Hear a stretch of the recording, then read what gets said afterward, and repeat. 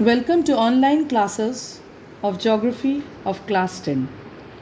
Today's topic for the class is classification of resources.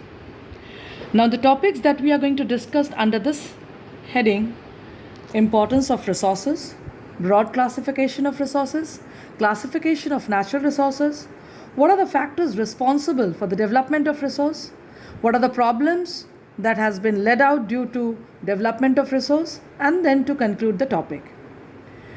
Now, in the previous class we discussed about what is a resource, how a gift of nature is transformed into a resource, what is the utility of the resource, what are the factors that indicates the utility of the resource. Now today we'll discuss about that why resources are so very important for us. Now the main thing, when we use the word resource, that means that particular substance is able to fulfill our needs. Now when anything is being transformed, it needs a certain technology. So there is a development of technology. Now when the technology is developed, what is the resultant? Someone is employed to generate out that technology. That means he is able to generate, or he is employed, he is able to generate income. And when anything is related to income, that means it is related to economic development. And lastly, we can say there are many valuable substances that has been discovered when we are developing a gift of nature into a resource.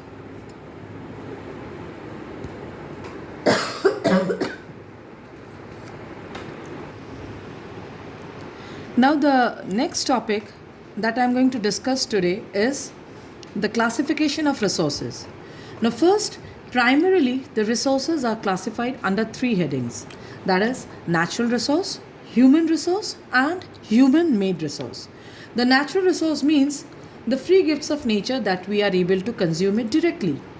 For example, the water that we are getting, the air that we are inhaling or breathing in, that is without any sort of changes, without any sort of modification, we are using it. And when we are using it, there is no sort of investment or capital investment. So that is natural resource. Next, human resource. Every human being is endowed with a skill, knowledge, but its quality, its quantity varies. So the quality and the quantitative skill of a human is under this aspect, and to increase the quality, to make it a quantitative manner, we need a little bit of capital investment for education, for literacy, for maintaining our health. So thus why is capital investment under this category is moderate.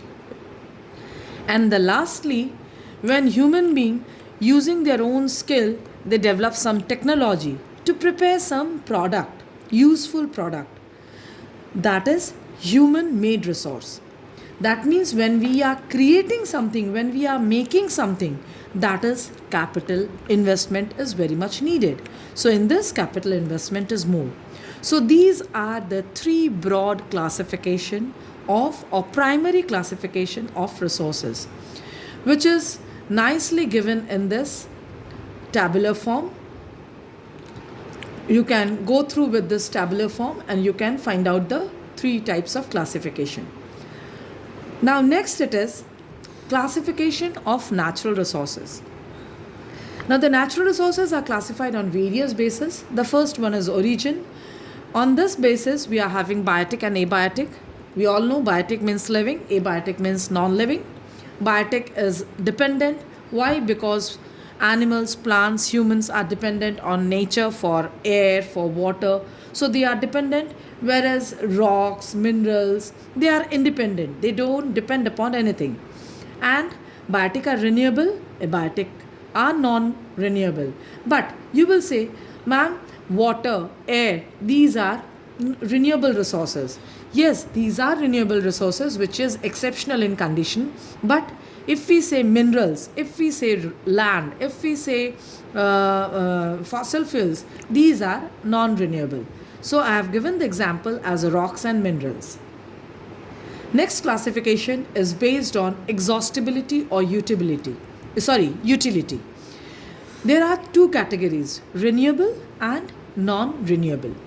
Now, by the term it is clear that renewable are inexhaustible resources and non-renewable are exhaustible resources. That means they replenish continuously. Which one? The renewable one. And their replenishment is not easy. It cannot be replaced easy. Again, the renewable consists of both biotic and abiotic, and the non-renewable consists only of abiotic resources. Now, the third is based on level of development. Under the level of development, we are having 4 categories of resources. The first 2 are developed and potential resource. Now, by the name it is clear, the resources which have been developed from the ancient times or which are in present use, those are termed as developed resources. And potential, they are having the capability to get a status of resource, but due to some shortcomings of knowledge and technical know-how, they are not yet been developed as a resource. So one which has been developed, we know its quality, we know its quantity, we know its the technological knowledge, how it has been created, that comes under the category of developed resource.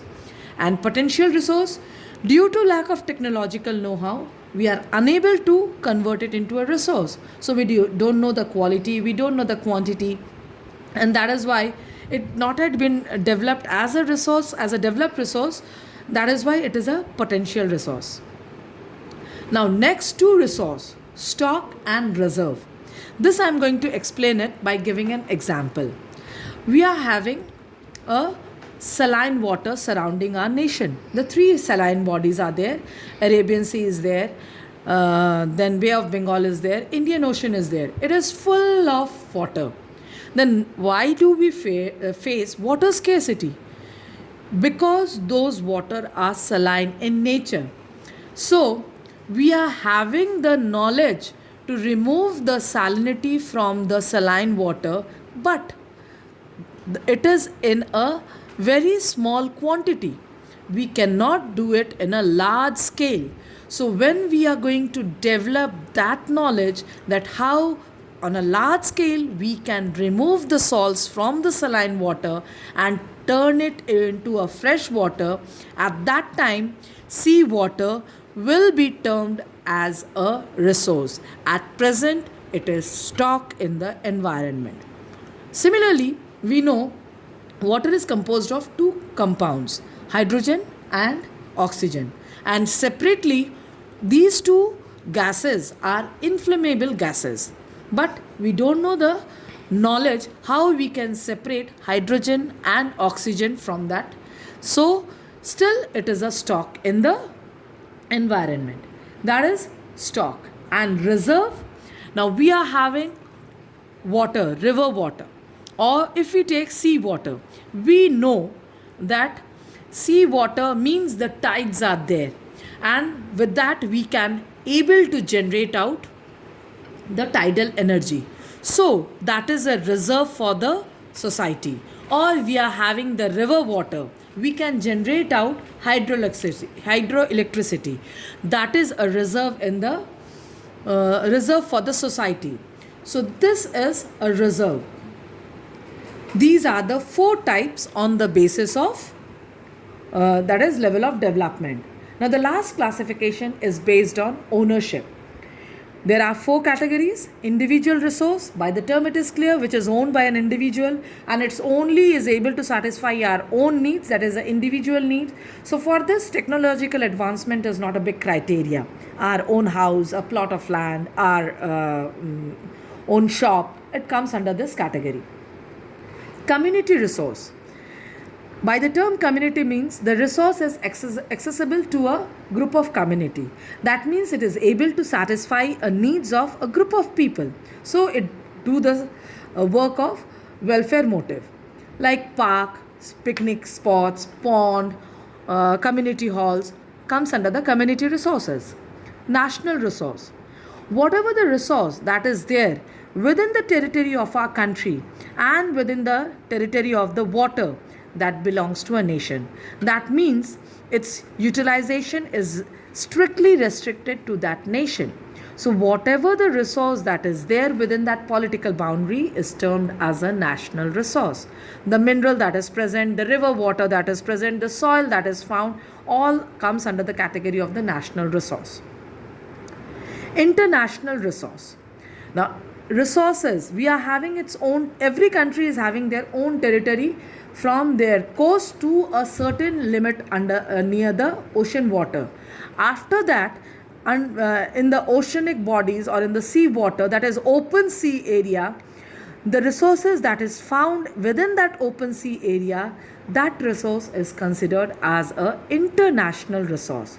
Why? Because it is under the jurisdiction of international organization. When we have to extract out any sort of resource from that open sea area, we have to take permission from those international organization, and these are considered as EEZ, exclusive economic zone. Now, there are many resources that we extract out, like manganese nodules, fisheries, oil. All these are coming under the international resource. So these are the resources that is based upon the ownership. Now next comes, we developed so many resources. Now what are the factors for the development of resources? The main factors are, number one, the manpower should be skillful. That means they should be literate. Now when they should be literate, they should know the development of technology, or they should advance their technology. After advancing the technology, the products that they are going to produce, it should be of quality products so that they can compete in the international market. That means there should be international competition. Next, the workers who are working to produce the resources, their health condition should be in a better or should be healthy, or their better working conditions should be there for the workers. What does this indicate? If the workers are not healthy, they cannot give you 100% for the production, so they cannot give a quality products. And lastly, the government, non-government organization should contribute for the development of resources. So in short, what we can say, what is resource development? It is utilization, it is exploitation. We are exploiting the nature, and we should preserve the resource for the future also. So this is what resource development indicates. Now as we develop the resources, obviously it's a human nature. Human is very greedy in nature. So due to its greediness, lots of problem has been arised or developed, or it rose out due to development of resources. So what are the problems that has led out due to the development of resources? First of all, resources started depleting due to the greediness of the society. Now again, the greediness indicates that those who are having the power, that means the monetary power, they are able to capture the resources. So the society is segregated into two, rich and poor, that is haves and have-nots. Next, indiscriminate utilization of resources. The one which gives more profit, we started extracting out those resources very fast. And the one which is not so much profitable, they are left out in the nature. So one is exhausting very fast and another was. So it creates a disbalance that disturbs the ecology. That is the fourth problem. And due to that, many of the things are getting extinct. That means plants and animals are getting the status, or they are becoming extinct. Due to excessive development, the pollution is there. They are continuously increasing the pollution, which is leading to the health problems. And lastly, the global warming, which leads to depletion of ozone layer, are the major problems that has led out due to development of resources.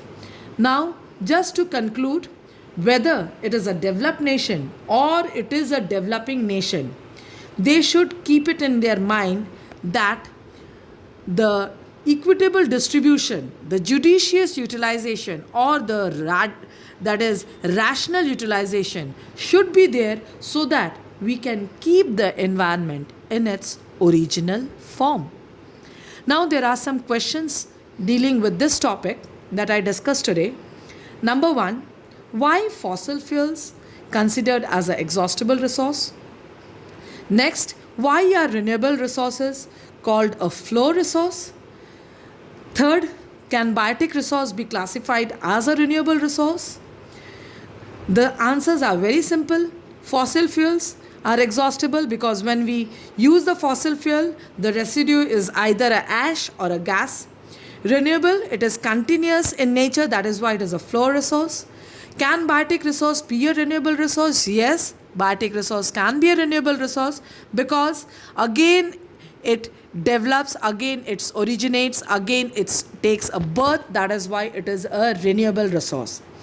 Now differentiate between stock and potential resource, potential and reserve. Find out the differences between these two resources, and there is a note that is defining about the EE zone. So today I am closing the class, or I am ending up the class. Thank you for following the class.